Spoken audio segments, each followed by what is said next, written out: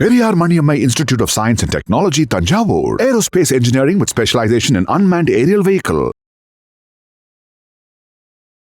Welcome to IPS Finance. நிஃப்டியை பொறுத்த வரைக்கும் 277 புள்ளிகள் அதிகரிச்சு 23,689 முடிவடைஞ்சிருக்கு. சென்செக்ஸை பொறுத்த வரைக்கும் 789 புள்ளிகள் அதிகரிச்சு 75,398 முடிவடைஞ்சிருக்கு. வாங்க நம்ம பொருளாதார விமர்சகர் நாகப்பன் சார்ட்ட பேசுவோம். சார் வணக்கம். வணக்கம் சிவி. நம்ம பிஎம் மோடி சில தினங்களுக்கு முன்னாடி தங்கம் வாங்குறத ஒரு வருஷத்துக்கு தள்ளி வைங்க எல்லாம் சொல்லியிருந்தாரு. நிறைய இன்ஸ்ட்ரக்ஷன்ஸுமே நம்ம கொடுத்திருந்தாரு. இப்ப அதே மாதிரி சிங்கப்பூர் பிஎம் கூட உங்க சீட்டை பத்திரமா புடிச்சு வச்சுக்கோங்க, குளோபல் கிரைசிஸ் வரலாங்கிற மாதிரி பேசியிருக்காரு. ஏதாவது இக்கட்டான கட்டத்தை நோக்கி நம்ம போறோமா அப்படிங்கறத ஷோட கடைசியில சொல்லுங்க சார். நிச்சயம் சொல்றேன். ஏன்னா பேச வேண்டிய ஒரு விஷயம் பேசுவோம். எஸ், எலெக்ஷனை பத்தி எப்படி மக்கள் பேசிட்டு இருந்தாங்களோ அடுத்து இந்த டாபிக் வந்துருச்சு. எல்லாரும் மனசுலயுமே எல்லாரும் பேச ஆரம்பிச்சிருக்காங்க. அதுக்கான பதில் நீங்க எல்லாம் சொன்னீங்கன்னா உண்மையாலுமே ரொம்ப பயனுள்ளதா இருக்கும் சார் எங்களுக்கு. நிச்சயம். இன்னைக்கு மார்க்கெட் ஒரு 1% மேல ஏறி இருக்கு. அதுவும் 11 மணிக்கு மேல ஒரு நல்ல ஏற்றமா தெரியுது. அட்வான்ஸ் டிக்ளைன்லயுமே அட்வான்ஸ் கொஞ்சம் ஹையா தான் இருக்கு. என்ன சார் ரீசன்?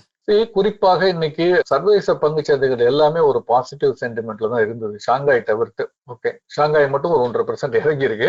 இன்ஃபேக்ட் அது ஆக்சுவலா பாசிட்டிவா இருக்கணும். அது டே டு டே மூவ்மெண்ட்ல இறங்கி இருக்குதுன்னு வச்சுக்கோங்க. பட் மத்த எல்லா சந்தைகளுமே, ஆஸ்திரேலிய பங்கு சந்தை துவங்கி ஐரோப்பிய பங்கு சந்தைகள், மதியத்திற்கு பின் துவங்கி நடக்கக்கூடிய ஐரோப்பிய பங்கு சந்தைகள் எல்லாமே 1% ஏறி இருக்கு.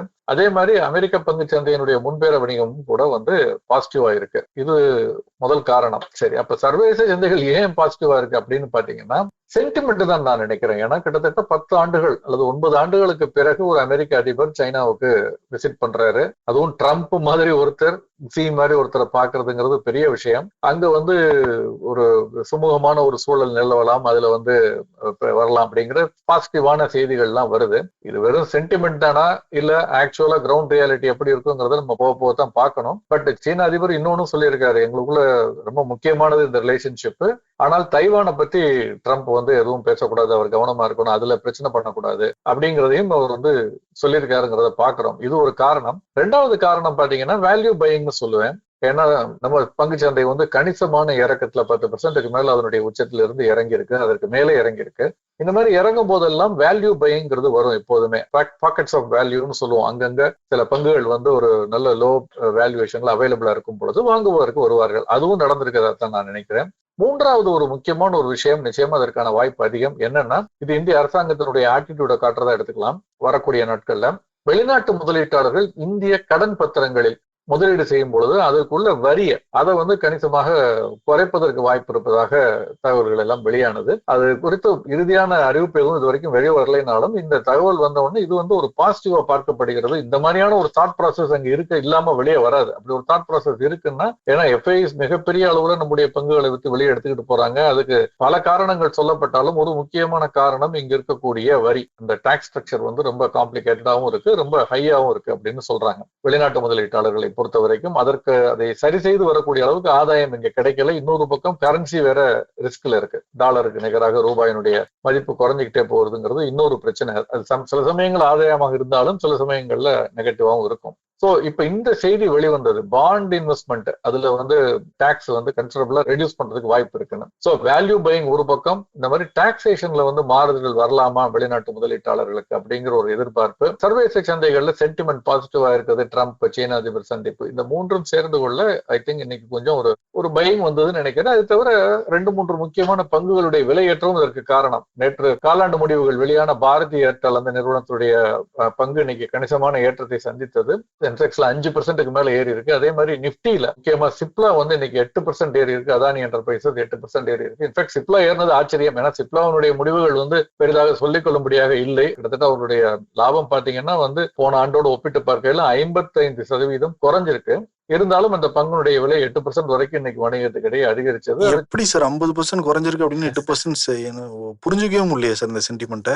இதுதான் நான் திரும்ப நம்ம ஸ்டேட் பேங்கினுடைய முடிவுகளை பத்தி பேசணும். அதனுடைய லாபம் அதிகரித்த பொழுது பங்கினுடைய விலை இறங்கியது. ஷார்ட் டேர்ம்ல இந்த மாதிரி அபரேஷன்ஸ் எல்லாம் இருக்கும். இன்ஃபேக்ட் ஏர்டெல் பத்தி சொல்லிட்டு நான் சிப்லாக்கு வர்றேன். ஏர்டெல் நம்ம நேற்று பேசும்பொழுது சொன்னோம், அவர்களுடைய ஆர்பு ஆவரேஜ் ரெவென்யூ பெர் யூசர் வந்து சென்ற ஆண்டு இதே காலாண்டோட ஒப்பிட்டு பார்த்தால் அதிகரிச்சிருக்கு அப்படின்னு சொன்னோம். 245 போன வருஷம் இருந்தது மார்ச் மாச குவார்டருக்கு, 2025 மார்ச்சுக்கு இருந்தது.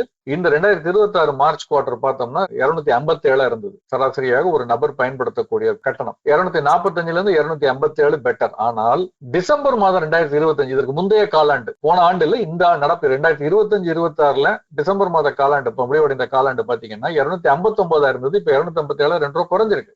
இருந்தாலும் சந்தை ஒட்டுமொத்தமாக அதனுடைய சப்ஸ்கிரைபர் பேஸ் அதிகரிச்சிருக்கிறதுனால இதை சரி கட்டி விடும் அப்படிங்கிற ஒரு எதிர்பார்ப்புல கூட இருக்கலாம் அதனுடைய விலை ஏற்றம். சோ இதுல நம்ம மோர் தேன் வாட் மீட்ஸ் த ஐ அப்படின்னு சொல்றது, நம்ம நார்மலா இந்த ரிப்போர்ட் வந்த உடனே படிக்கிறது வேற, அதற்கு பிறகு உள்ள போய் படிச்சோம்னா வேற விவரங்கள் நிறைய வெளிவருகிறது. சோ இப்ப சிப்லா பாத்தீங்கன்னா அது மாதிரி வந்து நிறைய 3-4 நிறுவனங்கள் வந்து சிட்டியில இருந்து எம்கேல இருந்து நிறைய புரோக்கரேஜஸ் வந்து அதற்கு வந்து பாசிட்டிவ் இது கொடுத்திருக்காங்க, ஆட் அப்படின்னு சொல்லியிருக்காங்க. அதாவது ரெடியூஸ்னு முதல்ல கொடுத்திருந்தது, வித்ரன்னு சொன்னது அல்லது ஹோல்டுன்னு சொல்லியிருந்தது, இப்ப பை கால் கொடுத்திருக்காங்க. அதற்கு அவர்கள் வந்து இந்த கேபெக்ஸ் எல்லாம் ஓரளவு முடிஞ்சிருச்சு, வரக்கூடிய நாட்களில் அது அதனுடைய செயல்பாடுகள் நல்லா இருக்கும், இப்ப இருக்க மாதிரி இருக்காது அப்படிங்கிற எதிர்பார்ப்பு இருக்கதா அவர்கள் சொல்லி இருக்கிறார்கள். அதன் காரணமா இருக்கலாம். ரெண்டாவது, தொடர்ந்து அந்த பங்கினுடைய விலை வந்து கடந்த ஓரிரு மாதங்கள் இறக்கத்துல இருந்ததை நம்ம மறந்துடக்கூடாது. அதனால வேல்யூ பையிங்கும் வந்திருக்கலாம். எனவே இன்னைக்கு அதனாலதான் பாத்தீங்கன்னா நிப்டியில வந்து 38 பங்குகள் விலையேற்ற பங்குகள், 12 பங்குகள் மட்டும்தான் விலை இறக்க பங்குகள்ங்கிறத பாக்குறோம். பிராடர் மார்க்கெட்லயுமே அதே மாதிரி தான் அட்வான்ஸ் டிக்ளைன், நீங்க சொன்ன மாதிரி அட்வான்சஸ் அதிகமா இருக்கு டிக்ளைனை விட.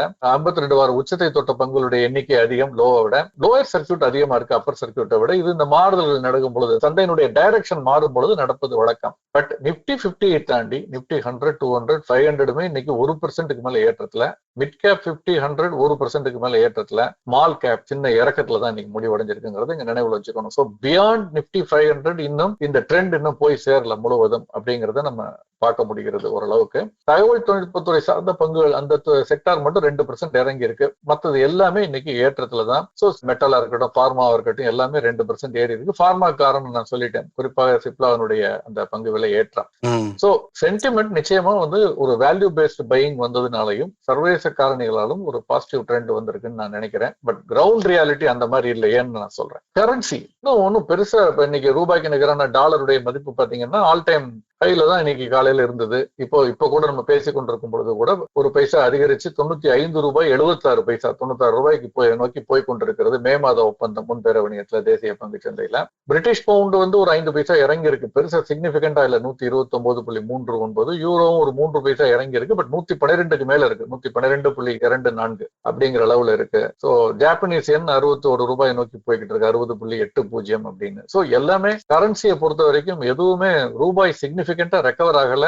சர்வதேச சந்தையில டாலர் இண்டெக்ஸ் 98.50 கிட்ட இருக்கு. 98க்கு கீழே இருந்தது, 97.5 கிட்ட இருந்தது, இப்போ 98 இருக்கு. மேலும் ஏறுமாங்கிறத பார்க்கணும். சோ இது ஒரு பக்கம். இன்னொரு பக்கம் பாத்தீங்கன்னா இந்த சந்திப்புகள்லாம் ஒரு பக்கம் சர்வதேச அளவுல பெரும் அதிபர்கள் சந்திக்கிறாங்க, ஈரான் அமெரிக்கா பேச்சுவார்த்தை நடந்துகிட்டு இருக்கு. இருந்தாலும் கச்சா எண்ணெயினுடைய விலை வந்து ஒரு பெரிய இறக்கத்திலே வரல. இன்னும் கச்சா எண்ணெயுடைய விலை இன்னும் $101 மேல இருக்கு. பிரெண்ட் $105 மேல கிட்டத்தட்ட $106 கிட்ட இருக்குங்கிறத பாக்குறோம். நம்ம இந்தியன் க்ரூட் பேஸ்கெட் வந்து நேற்றைக்கு கூட 109க்கு மேல இருக்கு, கிட்டத்தட்ட 110க்கு அருகாமையில் இருக்கு. மே மாசத்தினுடைய சராசரி 106 கிட்ட இருக்கு. சோ அதுல எங்கேயுமே உங்களுக்கு ரூபாயினுடைய மதிப்புலையோ டாலருக்கு மதிப்புலையோ அல்லது உங்களுக்கு கச்சா எண்ணெயுடைய இன்னும் வந்து பாசிட்டிவ் ட்ரெண்ட் தெரியாத பொழுது சந்தையில வந்திருக்கிறது வேல்யூ பையிங். அது ஓரளவுக்கு போய் மட்டுப்பட்டு நிக்கும்ங்கிறது தான் என்னுடைய கணிப்பு. அந்த 23,700 இருந்து 800 கிட்ட ஒரு ரெசிஸ்டன்ஸ் இருக்கிறதுக்கு வாய்ப்புகள் அதிகம். 23,300 கிட்ட ஒரு சப்போர்ட் இருக்கும்னு நான் நினைக்கிறேன். சோ அதுதான் ஒரு சைட்வேஸ் மூவ்மெண்ட் நோக்கி 23,300 350 ஒரு வலுவான சப்போர்ட் ஆகவும், 23,700 இருந்து 800 ஒரு ரெசிஸ்டன்ஸ் பாயிண்ட் ஆகவும் இருக்கும். அது பிரேக் ஆகாத வரைக்கும் ட்ரேடிங் ரேஞ்சில தான் இருக்கும் நான் நினைக்கிறேன். ஓகே, அப்ப நாளைக்கு கொஞ்சம் சரிவை எதிர்பார்க்கலாம். நம்ம இன்னைக்கு சென்டிமெண்ட் காரணமா ஏறினதுனால நாளைக்கு சென்டிமெண்ட் காரணமா இறங்கலாம். ரெண்டு விஷயங்கள், அது பக்கவாட்டு நகர்தலை நோக்கியும் செல்லலாம். நாளைக்கு வெல்டிங்கிறதுனால வந்து ஒருவேளை ப்ராஃபிட் புக்கிங் வரலாம், பெரிய ஃப்ரெஷ் பொசிஷன் யாரும் எடுக்க மாட்டாங்க. அல்லது இந்த சந்திப்பின் மூலமாக ஏதாவது ரொம்ப அவுட்கம் ஏதாவது பாசிட்டிவா வெளிவந்தால், அது பாசிட்டிவ் நான் சொல்லும் பொழுது அது அமெரிக்காவுக்கும் சீனாவுக்குமான பாசிட்டிவ் இல்லை, அது வந்து மற்ற நாடுகளை பாதிக்காத வகையில் இருக்கணும். ஏன்னா இவர்கள் இருபெரும் வல்லரசுகள் ஒன்று சேர்ந்து மற்ற அவர்களுக்குள்ள வந்து ஒன்று சேர்ந்து கொண்டு வேற ஏதாவது பண்ணாங்கன்னா அது நமக்கு நெகட்டிவா கூட முடியலாம் மற்ற நாடுகளுக்கு. ஸோ அதனால நம்ம அதை பொறுத்திருந்து பார்க்கணும். பட் பெரும்பாலும் everything else remains the same. வேறு எதுலையும் எந்த விதமான மாற்றமும் இல்லாமல் இன்னைக்கு இருக்க ஸ்டேட்டஸ் கோ இருந்ததுன்னா பெரும்பாலும் நாளைக்கு பக்கவாட்டு நகர்தலில் தான் இருக்கும்னு நான் நினைக்கிறேன். பெரிய மாற்றங்கள் எதுவும் இருக்காது. ரூபா பத்தி சொன்னீங்க, கோல்டு சில்வர்லாம் எப்படி சார் இருக்கு? குறிப்பா காப்பர் 10% ஏறி இருக்காமே, அது ஏன்? இந்த போர் துவங்கிய பிறகு காப்பர் வந்து 10% ஏறி இருக்கு. இன்டர்நேஷனல் மார்க்கெட்ல $5.25 கிட்ட இருந்தது, இப்ப $6.25 நோக்கி போய்கிட்டு இருக்கு. நம்ம சந்தையில பேசும் பொழுது கூட நம்ம 1200 கீழே இருந்தது முன்பேர வணிகத்துல MCXல.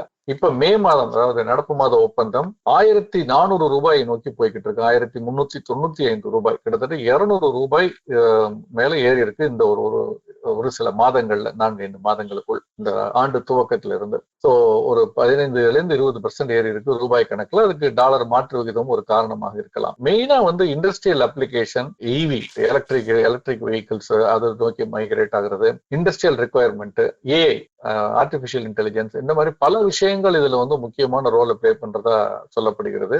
அதனாலதான் இந்த டிமாண்ட் வந்து கணிசமாக காப்பருக்கு அதிகரிக்கும். இதை பத்தி நம்ம ஜனவரி மாதம் துவங்கி நம்ம பேசிட்டு இருக்கோம், காப்பருடைய விலை அதிகரிப்பதற்கான வாய்ப்பு இருக்குன்னு. அது மெயினா AI லெட் டிமாண்ட். அதுக்கு இன்னொரு பக்கம் வந்து குளோபல் மைனிங் கெப்பாசிட்டியில புதிய முதலீடுகள் எதுவும் வரல, புதிதாக விரிவாக்க பணிகளுக்கோ அந்த அவுட்புட்டை அதிகரிப்பதற்கோ வரல இது வரைக்கும். அதனால வந்து இது வந்து ஒரு டெம்பரரி ஷார்டேஜ் இல்ல, அதை தாண்டி இது இருக்கலாம். அதனால வந்து அந்த புதிய மைன்ஸ் ஓபன் ஆகுற வரைக்கும் அல்லது உற்பத்தி அதிகரிக்கும் வரைக்கும் இது தொடரும். இன்னொரு பக்கம் சப்ளை டிஸ்ரப்ஷன்ஸ் வேற இருக்கு. எல்லாம் சேர்ந்து கொள்ள இந்த ஏற்றம் இருக்குன்னு பாக்குறேன். சில்வர் கண்ணாப்பினான்னு ஏறிட்டே போச்சு இல்ல சார், அதே மாதிரி காப்பரும் கண்ணாப்பினான்னு ஏறதுக்கான வாய்ப்பு இருக்கா வரும் காலத்துல? சொல்ல முடியாது. ஏன்னா இது எல்லாமே வந்து ஆக்சுவல் ரெக்குவயர்மெண்ட் உள்ள ப்ராடக்ட்ஸ். இது தங்கம் மாதிரி ஒரு ஃபேன்சிக்காகவோ அல்லது அது ஒரு கரன்சியாக மதித்தோ அது ஒரு முதலீடாகவோ வாங்குறது இல்லை. அதை தாண்டி இதுக்கு வந்து ஒரு உண்மையான ஒரு பொருளாதார தேவை, எக்கனாமிக் யூட்டிலிட்டின்னு சொல்லுவோம். அந்த எக்கனாமிக் யூட்டிலிட்டி இருக்கிறதுனால அந்த தேவையை பொறுத்து இது வந்து கணிசமாக ஏறுவதற்கோ, சப்ளை அதிகரிக்கும் பொழுது அல்லது தேவை குறையும் பொழுது இறங்குவதற்கு வாய்ப்பு இருக்கு. இன்னைக்கு இருக்கக்கூடிய சூழல்ல இந்த ஹையர் டாப்ஸ் அண்ட் ஹையர் பாட்டம்ஸ்னு சொல்லுவோம். ஒரு ஏறுமுகத்தில் இருக்கிறது அப்படிங்கிறதுக்கு ட்ரெண்ட் என்னன்னா, ஏறும் பொழுது அதிகமா ஏறும், இறங்கும் பொழுது குறைவாக இறங்கும், மீண்டும் ஏறும் பொழுது அதை விட அதிகமாக ஏறும். அதுதான் காப்பர்ல வந்து கடந்த 4-5 மாதங்களாக நடந்து கொண்டிருக்கிறது. பங்குச்சந்தையில் 2022, 23, 24 என்ன நடந்ததோ, தங்கத்துல போன ஆண்டு என்ன நடந்ததோ, வெள்ளியில போன ஆண்டு என்ன நடந்ததோ, அது காப்பர்ல இந்த ஆண்டு துவக்கத்துல இருந்து நடந்து கொண்டிருப்பதை பார்க்க முடிகிறது. சோ இதுக்கு வந்து ஃபண்டமெண்டல்ஸ், EPS அந்த மாதிரிலாம் எதுவும் earning per share, book value எல்லாம் கிடையாது. இது டிமாண்ட் அண்ட் சப்ளையை பொறுத்து இருக்கிறதுனால ஒரு உறுதியாக எங்க நிக்கும்னு சொல்ல முடியாது. பட் ட்ரெண்ட் பாசிட்டிவா இருக்கு. கொஞ்சம் கரெக்ஷன் ஆனா கூட திரும்ப ரிவைவ் ஆகி அடுத்து ஏறும் பொழுது அதை விட அதிகமா ஏறுதுங்கிறது நம்ம சமீபத்துல பாத்துக்கிட்டு இருக்கோம் 4-5 மாதங்களாக. இப்ப இதுல முதலீடு பண்றது சரியா இருக்குமா சார்? காப்பர்ல முதலீடுங்கிறது இன்னைக்கு வந்து எப்படி பண்ண முடியும்? டெரிவேட்டிவ்ஸ் மார்க்கெட்ல வணிகம் தான் பண்ண முடியும், முன்பேர வணிகத்துல தான் பண்ண முடியும். ஆக அது வந்து அந்த தொழில் சார்ந்த, அதை புரிந்து கொண்டு அந்த துறையில் இருப்பவர்கள் அவர்களுடைய ரிஸ்கை கண்டெயின் பண்றதுக்கு இந்த வாய்ப்பு கொடுக்கப்பட்டிருக்கு MCX சந்தையில. அதற்குத்தான் அதை பயன்படுத்தணும்னு நான் நினைக்கிறேன். அடுத்த ஒரு சில மாதங்களுக்கு எங்களுக்கு தேவைப்படும். அப்ப அந்த ரிஸ்கை கண்டெயின் பண்ணணும், ரிஸ்கை மிட்டிகேட் பண்ணணும், அதை அட்ரஸ் பண்ணணும். அதற்கு எங்களுக்கு ஒரு புக் பண்ணி வச்சுக்கிட்டா பெட்டர்னு நினைக்கிறவங்க இந்த வாய்ப்பை பயன்படுத்திக்கலாமே தவிர, ட்ரேடர்ஸ் வந்து ஸ்டாப் லாஸ் வச்சு பண்ணணும், அதை பத்தி முழுவதுமாக புரிந்து கொண்டு தான் பண்ணணுமே தவிர, இல்லைன்னா அதை தவிர்ப்பதுதான் நல்லது. வேற ஏதாவது Q2 ரிசல்ட்ஸ் வந்திருக்குங்களா கம்பெனிகளோடது? நிறைய வந்திருக்கு. நெய்வேலி லிக்னைட் கார்பரேஷன், இன்ஃபேக்ட் தமிழக அரசாங்கம் அதுல குறிப்பிட்ட களவு பங்குகளை வச்சிருக்கு. மத்திய அரசு பங்கு விற்பனை செய்த பொழுது அதுல கூட பங்கு பெற்றார்கள். மிக குறைந்த விலையில வாங்கினாங்க, $55, $60 இருக்கும் பல ஆண்டுகளுக்கு முன்பு. அது இன்னைக்கு நல்ல விலையில $370 மேல அது வணிகம் நடந்துகிட்டு இருக்கு. இன்னைக்கு மட்டும் 14% அதிகரிச்சிருக்கு. இன்ஃபேக்ட் வணிகத்துக்கு இடையே 18% அந்த பங்கினுடைய விலை அதிகரிச்சது. காரணம் என்னன்னா, 4ஆம் காலாண்டு முடிவுகள், அது நிகர லாபம் 189% அதிகரிச்சிருக்கு அப்படின்னு சொல்லியிருக்காங்க. அவர்களுடைய கோல் உற்பத்தி அதிகரிச்சிருக்கு, விலை அதிகரிச்சிருக்கு, அவுட்புட் அதிகரிச்சிருக்கு. அதுதான் முக்கியமான காரணமாக சொல்லப்படுகிறது. நிகர லாபம் 3 மடங்காக இருக்கு. நீங்க கன்சாலிடேட்டட் நெட் ப்ராஃபிட் பாத்தீங்கன்னா வந்து இந்த 4ஆம் காலாண்டுல 1394 கோடி, போன ஆண்டு 482 கோடி அப்படிங்கறத பாக்குறோம். அதே மாதிரி வந்து சீக்வன்ஷியலா பார்த்தா கூட டிசம்பர் மாச காலாண்டுல 666 கோடி, இப்ப 1394 கோடி. சோ இது வந்து ஒரு சிக்னிபிகண்டான மைல்ஸ்டோன் நெய்வேலி லிக்னைட் கார்பரேஷனை பொறுத்த வரைக்கும். பொதுத்துறை நிறுவனங்கள் எவ்வளவு சிறப்பாக செயல்பட முடியும் சந்தையை ஒட்டி அப்படிங்கிறதுக்கு சில நிறுவனங்கள் உதாரணம்னா, இன்னைக்கு தேதிக்கு நெய்வேலி லிக்னைட் கார்பரேஷன் அந்த இதை நல்ல வாய்ப்பை, சந்தை கொடுத்த வாய்ப்பை நல்லா பயன்படுத்திக்கிட்டு இருக்காங்க. இன்னொரு பொதுத்துறை நிறுவனம் HAL, ஹிந்துஸ்தான் ஏரோநாட்டிக், இவர்களுடைய 4ஆம் காலாண்டு நிகர லாபம் 5.5 கிட்டத்தட்ட 6% அதிகரிச்சு 4196 கோடி. அதர் இன்கமும் கொஞ்சம் கூடி இருக்கு. பட் நிகர லாபம் அதிகரிச்சதை we have to take it with a pinch of salt. என்ன காரணம்னா, போன வருஷம் 3977 கோடி அப்படின்னு இருந்தது. பட் இதுல ரொம்ப முக்கியமானது அதர் இன்கம், அது 76% அதிகரிச்சிருக்கு, 1151 கோடி. சோ இதை கழிச்சிட்டு நார்மலைஸ்டு ப்ராஃபிட்ஸை பார்க்கும் பொழுது சிக்னிபிகண்டான ஏற்றம் இல்லை அப்படிங்கிறது தான் நம்ம பார்க்கணும். ப்ராஃபிட் இருக்கு பட் சிக்னிபிகண்டா இல்லை அப்படிங்கறத பார்க்கணும். அதர் இன்கம் எதனால வந்துச்சு என்னங்கிற டீடைல்ஸ் தெரியல. இன்னும் மேலும் சில முடிவுகள் வந்துகிட்டு இருக்கு, நம்ம பார்க்கலாம். WPI தரவு இன்னைக்கு வெளியாகும்னு சொன்னீங்க, வெளியாயிடுச்சுங்களா? அதோட டேட்டா என்ன சார் சொல்லுது? மொத்த விலை குறியீடு 42 மாத உச்சத்துல 8.3%. தொடர்ந்து நம்ம கடந்த 1.5 மாசமா 2 மாசமா சொல்லிட்டு இருக்கோம், போர் ஆரம்பத்தில் இருந்து இந்த பணவீக்கம் அதிகரிப்பதற்கான சாத்தியக்கூறுகள் இருக்குன்னு. 2 நாட்களுக்கு முன்பு வந்து நுகர்வோர் விலை குறியீடுலயுமே அதை பார்த்தோம். பட் இந்த அளவுக்கு இல்லை, இது சிக்னிபிகண்டா 2022-23 நினைக்கிறேன், அதற்கு பிறகு கிட்டத்தட்ட ஒரு 3 ஆண்டுகளுக்கு பிறகு இந்த மாதிரியான ஒரு ஏற்றம் 8.3% ஏப்ரல்ல வந்திருக்கு. அதுக்கு முக்கியமான காரணம் எரிசக்தி, அது சார்ந்த, ஏன்னா இதனுடைய காம்பனன்ட்ல பாத்தீங்கன்னா உணவுப் பொருள் மீதான பணவீக்கம் ஏறி இருக்கு. மார்ச் மாசம் 1.85 இருந்தது, 2.31 ஏறி இருக்கு. உற்பத்தி செய்யக்கூடிய பொருட்கள் மேனுஃபேக்சர் ப்ராடக்ட்ஸ் சொல்லுவோம், அது வந்து 3.39 மார்ச் மாசம் இருந்தது, ஏப்ரல்ல 4.62 அதிகரிச்சிருக்கு. பிரைமரி ஆர்டிகல்ஸ் என்று சொல்லக்கூடிய அடிப்படையான அந்த கமாடிட்டிஸ் 6.36 இருந்தது, 9.17 அதிகரிச்சிருக்கு. பட் முக்கியமாக ஃபியூவல் அண்ட் பவர் அப்படிங்கிற கேட்டகரியில வரக்கூடியது, அது வந்து 1.05 மார்ச்ல இருந்தது, 24.71 ஏப்ரல்ல அதிகரிச்சிருக்கு அப்படிங்கிறத பாக்குறோம். சோ இதுதான் முக்கியமாக அந்த ஏப்ரல் மாத பணவீக்கம் 8% தாண்டியதற்கு எரிபொருள் மீதானது. இத்தனைக்கும் வந்து இந்த எரிபொருள்னு நம்ம சொல்லும் பொழுது அவர்கள் மினரல் ஆயில்ஸ் சொல்றாங்க, அதுதான் 29% மேல அதிகரிச்சிருக்குன்னு. எலக்ட்ரிசிட்டி வந்து 2% குறைஞ்சிருக்குன்னு சொல்றாங்க அதனுடைய பணவீக்கம். ஆனால் சாமானியர்கள் பயன்படுத்தக்கூடிய பெட்ரோல் டீசல் மீதான விலையேற்றம் இன்னும் வரல. அது ஒருவேளை நடப்பு மாதத்துல வந்ததுன்னா இந்த மாதம் வரக்கூடிய பணவீக்கம் எப்படி இருக்குங்கிறத நான் சொல்ல வேண்டியது இல்லை, அடுத்த மாசம் பார்க்கும் பொழுது நமக்கு தெரியும். அதை கெஸ் பண்றது ஒன்றும் அவ்வளவு கஷ்டம் இல்லை. நிச்சயம் வரதான் சார் போகுது, எல்லாருமே தான் சார் சொல்றாங்க.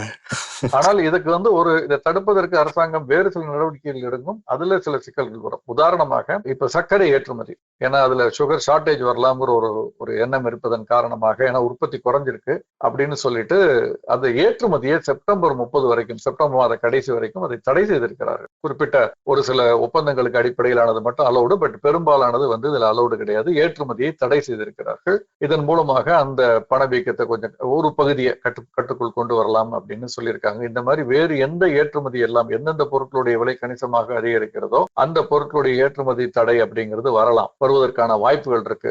அப்படி வந்தால் இப்ப ஏற்கனவே நாசிக் எம்பி வந்து பேசியிருக்காரு, இந்த மாதிரி நீங்க தடை பண்றது, ஏற்றுமதியை தடை பண்றதுங்கிறது உள்ளூர் உற்பத்தியாளர்களுக்கு வந்து அதிக விலை கிடைக்காம செய்யும், விலை குறைஞ்சிரும். அப்படி குறைஞ்சிச்சுன்னா அவர்கள் விவசாயிகளுக்கு கொடுக்க வேண்டிய பணத்தை கொடுக்க முடியாம போயிடும், அல்லது விவசாயிகளுக்கு கொடுக்கறது குறைஞ்சு போயிடும், விவசாயிகள் பாதிக்கப்படுவார்கள் அப்படின்லாம் சொல்லியிருக்காரு. சோ இந்த மாதிரியான சிக்கல்களும் வரும். சோ இதெல்லாம் எப்படி பேலன்ஸ் பண்ணி சமாளிக்க போகிறது அரசு அப்படிங்கறது நம்ம பொறுத்திருந்து பார்க்கணும்.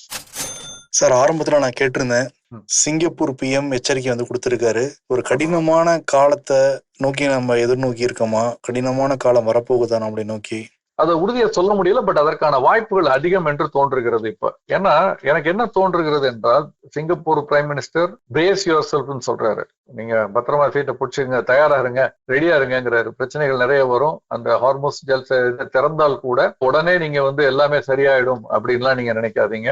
நிறைய தொடர்ந்து பல மாதங்கள் நமக்கு பிரச்சனைகள் இருப்பதற்கு வாய்ப்புகள் இருக்கு. நம்ம அதுக்கு நம்மளை தயார் செய்து கொள்ள வேண்டும். நல்ல விஷயம் என்னன்னா, நம்ம தயாரா இருக்கோம், ஒரு நாடாக நீங்க மக்கள் தயாரா இருக்கணும், நம்ம அதை ஃபேஸ் பண்ணுவோம் அப்படின்னு வந்து சொல்லியிருக்காரு. அதே மாதிரி நம்முடைய பிரதமரும் நிறைய ஒரு 7 விஷயங்களை சொல்லியிருக்காரு. வெளிநாட்டு பயணம், உள்நாட்டு பயணம், அதே மாதிரி பெட்ரோல் பொருட்கள், ஒர்க் ஃப்ரம் ஹோம், தங்கம், இப்படி பல விஷயங்களை சொல்லியிருக்காரு. அப்ப எனக்கு என்ன தோன்றுகிறது என்றால், இதற்கு 2 வாய்ப்புகள் இருக்கு. ஒன்று, கடந்த ஓரிரு மாதங்களா நம்ம பேசிக் கொண்டிருக்கக்கூடிய கச்சா எண்ணெயுடைய விலை 2 மடங்கு கிட்ட அதிகரிச்சிருக்கு, டாலருடைய மதிப்பு உயர்ந்திருக்கிறது, அந்நிய செலாவணி கையிருப்பு அதிவேகமாக குறைந்து வருகிறது. கிட்டத்தட்ட 1 வருஷத்துக்கு தேவையான அந்நிய செலாவணி கையிருப்பு வைத்திருந்த நபர்கள் இந்த விலையேற்றின் காரணமாக அடுத்த 6 மாதங்களுக்காக அது தாங்குமா அப்படிங்கிற எண்ணம் எழ துவங்கி இருக்கிறது. சோ இதெல்லாம் சேர்ந்து கொள்ள அவர்கள் இப்படி பேசுகிறார்களா, இல்ல நமக்கெல்லாம் தெரியாத ஒரு விஷயம் அவர்களுக்கு தெரிந்திருந்து அதற்கு நம்மை தயார்படுத்துகிறார்களா?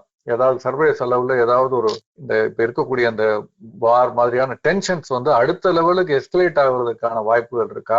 அது ஏதாவது தகவல்கள் இருந்து, அல்லது அந்த மாதிரியான ஒரு கெஸ் ஒர்க் அவங்களுக்கு வந்து இன்டெலிஜென்ஸ் இன்ஃபர்மேஷன் வந்து அதனால நம்மளை தயார்படுத்துறாங்களாங்கிறதும் தெரியல. பட் எனிஹோ நிச்சயமாக வந்து நம்ம அடுத்த கட்டத்தை நோக்கி நகர துவங்கி இருக்கிறதுன்னு தான் நினைக்கிறேன். நம்ம வந்து ரொம்ப பொறுப்புணர்வோடு பேச வேண்டிய ஒரு கட்டத்துல இருக்கிறதுனால நம்ம வந்து நம்ம உங்களுக்கு தெரியும், நம்ம நிகழ்ச்சியில டைட்டில் கூட பிளாஷியா தான் நம்ம வைக்க மாட்டோம், பயமுறுத்த பயன்படுத்துறது இல்லை. ஆனால் கவனமாக இருக்கணுங்கிற அளவுக்கு வந்து தெரிகிறது. அது நம்ம இது எப்ப நம்ம இது வந்து கொஞ்சம் நம்ம கார்டை குறைச்சிக்கலாம் அப்படின்னா வந்து இந்த போர் ஓரளவுக்கு முடிவுக்கு வந்தால்தான் ஒரு தற்காலிகமாவது நமக்கு இருக்கும். அடுத்து புதுசா என்ன மாதிரி பிரச்சனைகள் வருங்கிறது நமக்கு தெரியல. அமெரிக்கா என்ன மாதிரி பிரச்சனைகளை நமக்கு கொண்டு வரும், எல்லாருக்கும் கொண்டு வரும்னு. பட் இப்போதைக்கு ஹண்டா வைரஸ்ங்கிறாங்க சார். அது ஒரு பக்கம் இருக்கு. ஹண்டா வைரஸ் நிச்சயமாக அது வந்து ஒரு இது. பட் அதுல வந்து எவ்வளவு தூரத்துக்கு அது ஸ்ப்ரெட் ஆகும், அதனுடைய இம்பாக்ட் எப்படி அப்படிங்கறதெல்லாம் இன்னும் முழுசா நமக்கு தெரியல, பார்க்கணும். ஓகே சார், நீங்க சொல்றீங்க ரொம்ப பாதுகாப்பா நம்ம இருக்கணும், பயமுறுத்தக்கூடாது அப்படின்னு. பட் இது நடக்கிற நிகழ்வுலாம் வந்து பாக்குறப்ப WP டேட்டா எல்லாம் பாக்குறப்ப அதிர்ச்சியா தான் இருக்கு. ஓகே சார், இதெல்லாம் அலர்ட் ஆயிக்க ஆரம்பிங்கிறதா ஞாபகம் வருது நமக்கு. ஆமா. சரிங்க சார், ரொம்ப டீட்டெயிலா பல விஷயங்கள் வந்து பகிர்ந்துக்கிட்டீங்க. ரொம்ப நன்றி சார். நன்றி. Periyar Maniammai Institute of Science and Technology, Tanjavur. Aerospace engineering with specialization in unmanned aerial vehicle.